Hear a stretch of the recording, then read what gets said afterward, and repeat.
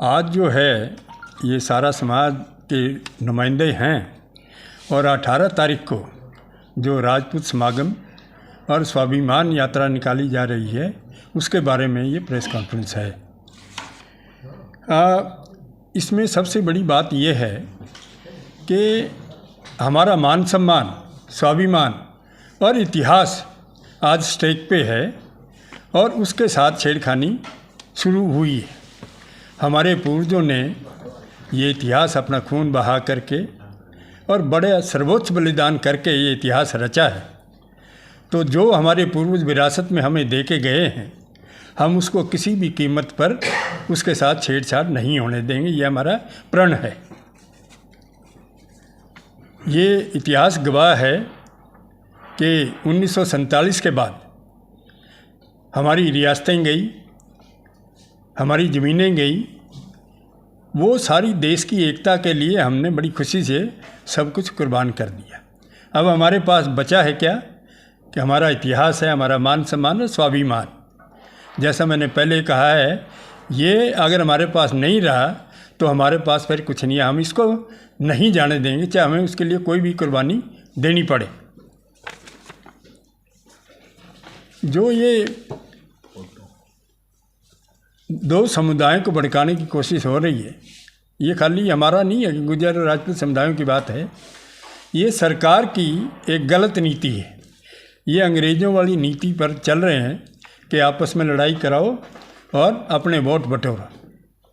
इससे पहले जैसे हिंदू मुसलमान ये करते हैं, कभी जाट नॉन जाट करते हैं, कभी दलित स्वर्ण करते हैं, कभी राजपूत गुर्जर करते हैं। तो ये जो सिलसिला इन्होंने चलाया हुआ है, ये बिल्कुल सरासर गलत है और सामाजिक एकता के, सामाजिक सद्भावना को बिगाड़ने वाली बात है।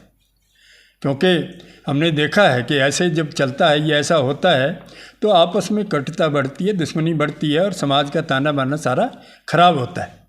तो हम उस हक में नहीं हैं। हम चाहते हैं कि समाज में एकता बनी रहे, भाईचारा बना रहे।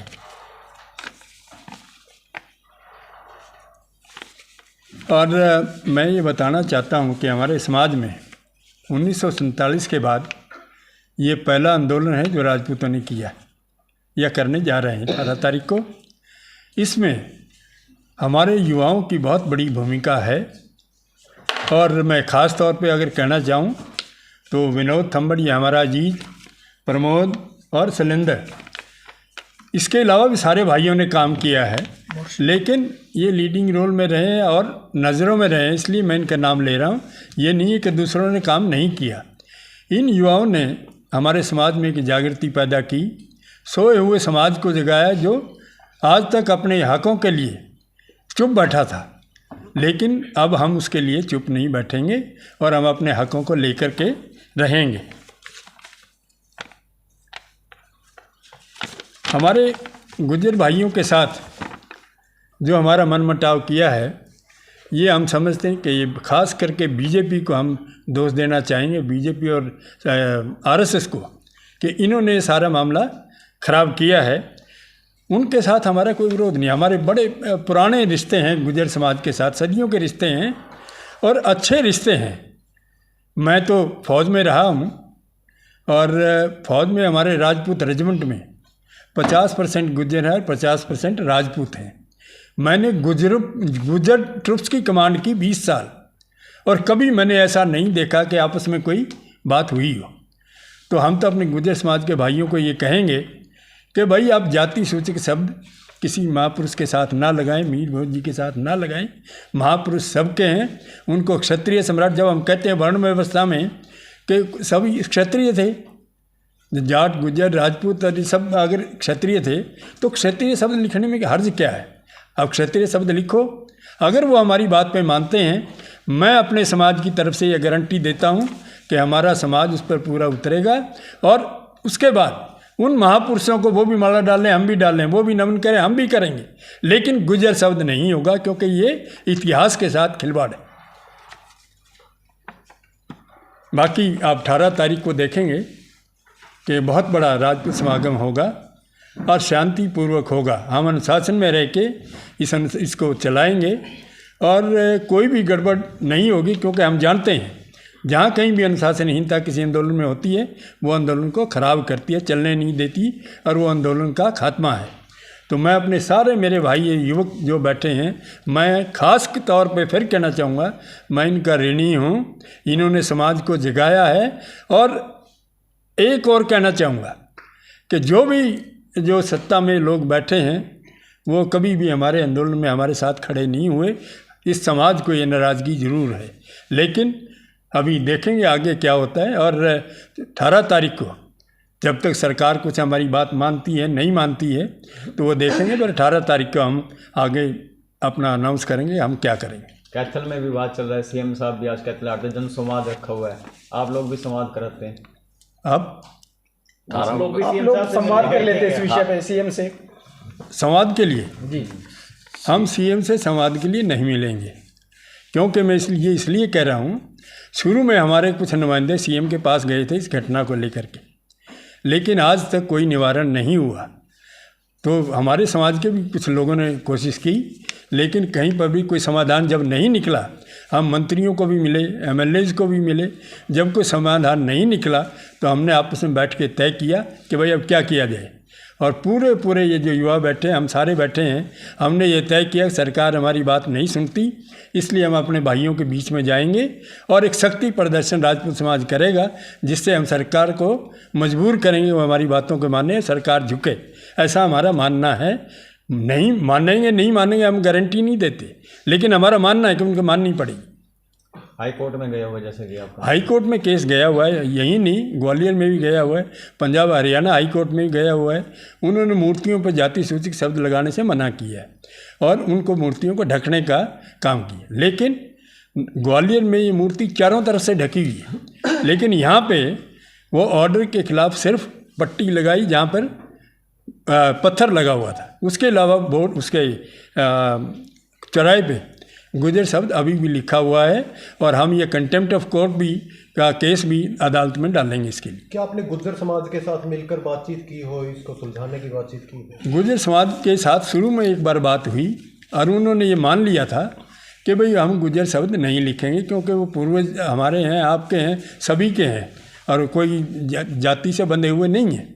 उन्होंने चंडीगढ़ में उनके बुजुर्ग जो हैं ये मान के गए कि हमें ये 2 दिन में ये शब्द हटा देंगे और हमें सिर्फ 2 दिन इसलिए चाहिए, हम अपने समाज को जाकर ही सूचना देंगे। लेकिन वो 2 दिन के बाद इस फैसले से पलट गई, क्योंकि युवाओं ने दबाव डाला, किसी समाज का दबाव कह लो जो भी है, लेकिन वो समाज पे उसमें अपने फैसले पूरा नहीं उतरे। 18 तारीख तक बात मान ली जाती है सरकार के द्वारा, तो फिर स्थगित होगी या कैसे जी? देखो, अगर वो हमारी बात मान लेते हैं, ये अभी जो हमारा ये समागम है वो तो होगा, लेकिन हम उसको सरकार का धन्यवाद करेंगे अगर वो हमारी बात मानते हैं। तो हरियाणा से ही आएंगे, बाहर से अन्य राज्यों से भी आ सकते हैं हमारे यहाँ, इसमें यूपी से भी आएंगे, राजस्थान से भी आएंगे, पंजाब से भी आएंगे, हरियाणा की तो है ही है, ये सभी जगह से आदमी आएंगे और बहुत बड़ा समागम होगा, आप देखेंगे। जैसे कि अब तक अब 18 तारीख को आप लोगों का समागम है, आप लोग शक्ति प्रदर्शन दे रहे हो 2024 चुनाव से पहले, सरकार पर अब तक कोई एक्शन नहीं ले रही सरकार राजपूत समाज की ओर से, क्योंकि जितनी भी प्रेफरेंस दी जाए है, आप लोग हाई कोर्ट में तो चले गए, लेकिन गुर्जर समाज को प्रेफरेंस दी गई है।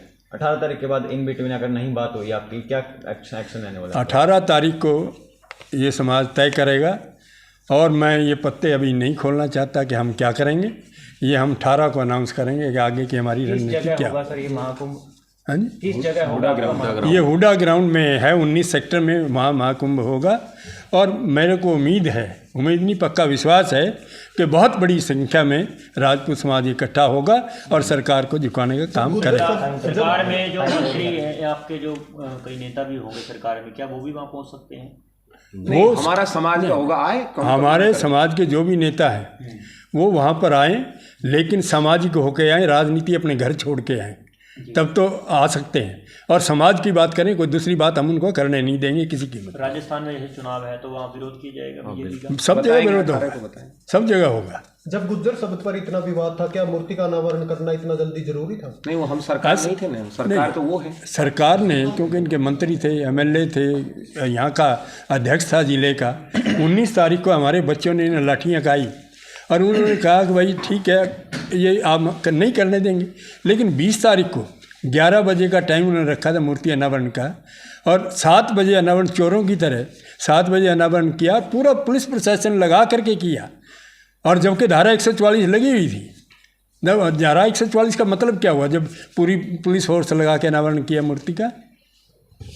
तो 18 तारीख को मेन वक्ता आप लोगों में से रहेंगे या कोई बाहर से भी आने वाले हैं यहाँ पे? बाहर से हमारे लोग आएंगे, लेकिन कोई राजनीतिक आदमी नहीं है। इस कार्यक्रम में क्या जो सम्राट है उनके आज परिवार के, उनके वंशज है, तो क्या वो भी शामिल रहेंगे? उनको बुलाया है, अब देखते हैं वो उस दिन आ पाते हैं कि नहीं, थोड़ा व्यस्त हैं वो, लेकिन हम कोशिश करेंगे कि वो जरूर आएँ।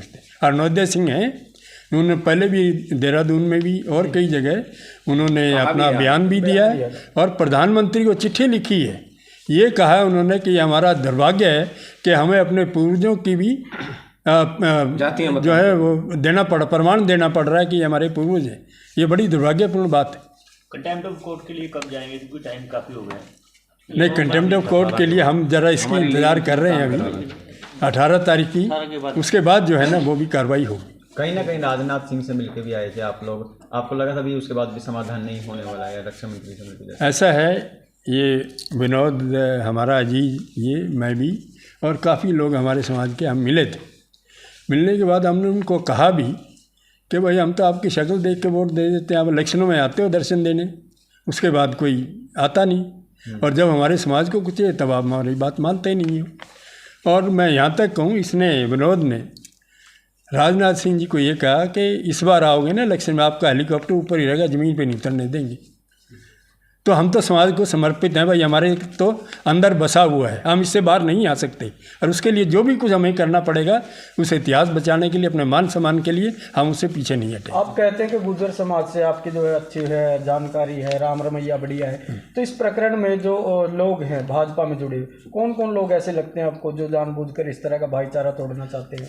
इनके मंत्री हैं, एमएलए हैं, जिला अध्यक्ष हैं, यही लोग ज़्यादा हैं, बाकी समाज में इतना वो नहीं है। कुछ बिगड़े हुए युवक हैं, वही हैं जो ये ऐसा कर रहे हैं। नहीं तो आज तक आप ये बताइए, सदियां बीत गई, आज तक किसी पूर्वज को या किसी महापुरुष को उन्होंने अपना नहीं बताया, अब सडनली कहाँ से आ गए? तो कोई एक संदेश जो उन लोगों को ये संदेश देता हो कि आगे इस तरह की जो है गलतियां या इस तरह की बातें बर्दाश्त नहीं की जाए? हम तो ये है कि ये संदेश देना चाहते हैं कि आगे से तो ये है ही है, ये तो तय है कि हम अपने मान सम्मान के साथ कोई समझौता नहीं करेंगे, लेकिन हम ये भी कह रहे हैं कि वो हमारे भाई हैं। अगर वो आना चाहें समाज के साथ में, गुर्जर शब्द वहाँ से हटा दें, क्षत्रिय, वो भी कहते हैं हम भी क्षत्रिय थे पहले, तो भाई क्षत्रिय लिख लो, हमें कोई इतराज़ नहीं है, और हम उनके साथ चलेंगे, वहाँ जाके माला पहनाएंगे, नमन करेंगे, कोई दिक्कत नहीं। 18 तारीख को जाएंगे सर वहाँ पे? नहीं, वो तो ढका हुआ है, विवादित चीज़ है उस पे। हम कोई कंट्रोवर्सी अब या दंगा फसाद नहीं करना चाहते। ये सवाल मेरे ख्याल में आपका हाइपोथेटिकल है। चलो, नमस्कार करने के लिए क्या 18 तारीख के लिए क्या मैसेज देना चाहते हैं राजपूत समाज को आप? ज़्यादा से ज़्यादा नहीं, 18 तारीख का तो यही है कि हमने जैसे इसका नाम रखा हुआ समागम और महाकुंभ जो है, उसका मतलब ही ये है कि ज़्यादा से ज़्यादा संख्या में वहाँ हाजिर हो, तभी ये महाकुंभ होगा। धन्यवाद जी। आप क्या कहना चाहेंगे? आज प्रेस वार्ता बुलाई गई है। आज जो ये प्रेस वार्ता बुलाई गई है कि 18 तारीख को जो महाकुंभ स्वाभिमान यात्रा हम निकाल रहे हैं, उसके लिए बुलाई गई है कि पूरे उत्तरी भारत से और भारत से हमारे समाज के लोग यहाँ पर इकट्ठे हुए हैं उड्डा ग्राउंड के अंदर, और एक महाकुंभ का आयोजन जो हमने किया है, और सरकार से जो हमारा शक्ति प्रदर्शन है उसको दिखाने का काम करेंगे।